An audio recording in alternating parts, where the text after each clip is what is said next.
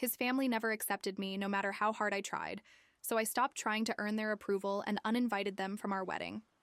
We said "I do" without their presence, and it finally felt right. When I met Daniel, I wasn't looking for anything serious. I was 27, working 2 jobs, living in a 1-bedroom that still had moving boxes in the corner. He was 30, soft-spoken, annoyingly handsome, and so patient I thought he might be a little boring at first. But he had this steady, calm energy I'd never known before, like nothing could rattle him. After 3 dates, I realized that wasn't boredom. That was safety. Daniel grew up in the kind of family that ate dinner at the same table every night, vacations every summer, birthday banners, Christmas cards with coordinated sweaters. It was a little picture perfect. I came from something messier, more survival than structure. We joked about it early on. I said he was bougie. He said I was feral. It worked, somehow, until I met his family. It started with the first dinner. His mom, Marlene, greeted me with a smile that didn't touch her eyes. Her hug was tight and cold at the same time. She said, "So you're the one," Daniel's told. Us almost nothing. You're quite the mystery. His sister Claire looked me up and down and said, "That's a bold color for dinner." Loved the confidence. I was wearing navy blue. His dad, Richard, was polite. He poured wine, asked me about work, nodded thoughtfully when I answered. Never once looked me directly in the eye for longer than a few seconds. When Marlene made a joke about how certain people just don't grow up around table manners, he cleared his throat and said, "Let's be nice, Then went quiet again. On the drive home, Daniel said, "They really liked you." I stared at him. "Are you sure we were at the same dinner?" He laughed, shrugged. "That's just how they are. Claire teases everyone. And my mom's intense, but harmless." I let it go, because I didn't want to be that girl, the one who makes drama out of nothing. 6 months in, Daniel proposed. He took me to the place we had our first real conversation. A bookstore, believe it or not. He had the ring tucked inside a hollowed-out copy of Jane Eyre. I cried. Said yes. Held him for a long time. It was perfect. Until we told his family. Marlene smiled a little too wide. Claire gasped and said, "Wow. That was fast. I mean, you've only known each other, what, a year?" Richard said nothing. Just offered a quick congratulations and refilled his glass. No one asked about a date. No one asked about the ring. I brought up venues. Marlene changed the subject. Daniel tried to bridge the gap. He said, "They're just shocked. It'll take time." So I gave them time, invited them to dinner, sent updates, tried to include them in the early planning stages. They responded late, if at all. Claire forwarded me a Pinterest board titled "Classy Simple Weddings" and said, "You'll want to keep things tasteful. Rustic can look cheap if you're not careful." My mom offered to host the engagement party. Marlene said she'd rather it be neutral territory. Suggested a country club 40 minutes away, with a guest list she had already started curating. She hadn't asked me about it. I told Daniel I was uncomfortable. He said, "I'll talk to her." I don't know if he ever did. Richard invited me to lunch, alone. It caught me off guard. I thought maybe he wanted to connect, offer some support. We made small talk for 20 minutes. Then he said, "Marlene's a proud woman. She has high standards. Don't take it personally." I asked him what that meant.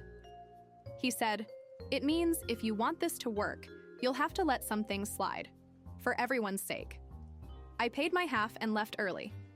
Wedding planning started slow. I wasn't one of those Pinterest boards since middle school. Brides. I just wanted it to feel like us, something simple, warm, real. Daniel supported that. At first, but the minute we brought up guest lists, his mom took over like she was the one getting married. "You have to invite your second cousins. It's just what we do. You can't have a buffet. People will talk. We'll handle. The catering, don't worry about it." She didn't ask. She assigned. Claire offered to help with the dress shopping. She made a comment about wanting to keep the look classic and not too loud. My style is bold, structured, a little modern, Claire said. "Maybe tone it down. You don't want to look like you're trying too hard." I didn't invite her to the actual appointment. She sent passive-aggressive texts about it for a week. Daniel kept saying the same thing. They mean well. That's just how my family is. Don't let it get to you. I asked him, what if I said I didn't want them involved? He looked stunned, like the idea had never occurred to him. Then he said, that would really upset them. I said, what about how they're upsetting me? He didn't have an answer. Marlene planned a bridal shower, without asking, without inviting my mother. She told Daniel she assumed it would be too far for her to travel. My mom lives 40 minutes away. When I confronted her, she said, there's no need to make this about class. I was just trying to help. I hung up mid-sentence. Daniel told me I overreacted. Richard stayed neutral. He saw the tension, heard the silences, watched his wife and daughter push, prod, pick, never once told them to stop. Once, I pulled him aside and said, you could help. You could say something. He just shook his head. You'll understand when you have a family of your own. I walked away before I said something unforgivable. I started pulling back, didn't respond to group chats, didn't attend Sunday dinners, didn't fake laugh through conversations where I was clearly the outsider. Claire sent Daniel a message that said, she's being cold. Is she okay? Marlene texted him separately. I'm starting to worry she's not the right fit. This marriage might be a mistake. He didn't tell me. I found it on his phone by accident. We fought, the worst fight we'd ever had. I wasn't yelling, just shaking. They don't like me. They never have. And now they're trying to make you doubt me too. Daniel swore. That wasn't true. Swore he loved me, said he'd handle it. I said, you've been saying that for months. When does the handling start? He tried, I think, tried to stand up to them, but it was soft, tentative, like asking a hurricane to please calm down. He'd say things like, let's be respectful. Let's not start drama. Let's keep the peace. But peace without protection isn't peace at all. It's just quiet harm. I went home for a weekend, just to breathe. My mom made dinner. No commentary, no judgment, just love and space and a bottle of wine. Halfway through dinner, she asked, are you happy with how they treat you? I didn't answer. I didn't need to. She said, then stop. Pretending like this is love with boundaries. It's not love if it only works when you're smaller. I came back to our apartment and told Daniel, I want to plan the wedding without them. No committees, no family traditions, no country clubs, and if they don't like it, they don't have to come. He didn't answer at first. Then, he said, I'll think about it. And in that moment, I knew he was thinking about them, not me. I gave Daniel space to think. 3 days, no pushing, just silence. I wanted to believe he'd come to the right decision on his own. On the 4th night, he came home and said, I told them we're planning the wedding without their input. I let out a breath I didn't know I'd been holding. Then he added, they didn't take it well. Not well was an understatement. Marlene called me twice in one day. I didn't answer. She left voicemails that started with, we need to talk like adults, and ended with, you're tearing this family apart. Claire texted me a long paragraph about forgiveness, honoring tradition, and not turning Daniel against his blood. I texted back, he's not yours, to control. She left it on read, then came the dinner ambush. Richard invited us over just to talk. We shouldn't have gone. But Daniel said, it'll mean a lot to my dad, please. We walked into a room full of printed wedding catalogs, a revised guest list on the table, and Marlene already in full control mode. I stood there in silence, while they pitched a wedding I didn't recognize. Then I looked at Daniel. He looked back at me and said nothing. I left first. Wanted to yell and scream in his face, tell him to grow a pair and stick up for me, the woman he wanted to call his wife. But instead, I just stood up, picked up my bag and said, this isn't a negotiation, and I'm not marrying a man who lets his silence speak for him. Daniel followed me out 5 minutes later. In the car, he said, I froze. I'm sorry. I didn't know what to say. I said, you say no. That's what you say. We didn't talk the next morning. He left early. For work. Left a note on the counter. I'm trying. I made coffee. Sat at the table. And thought about how many times I'd been told that. Trying doesn't matter when it never turns into doing. I started wedding planning on my own. Found a venue I loved. Small greenhouse, outdoor ceremony, actual sunlight. Booked it.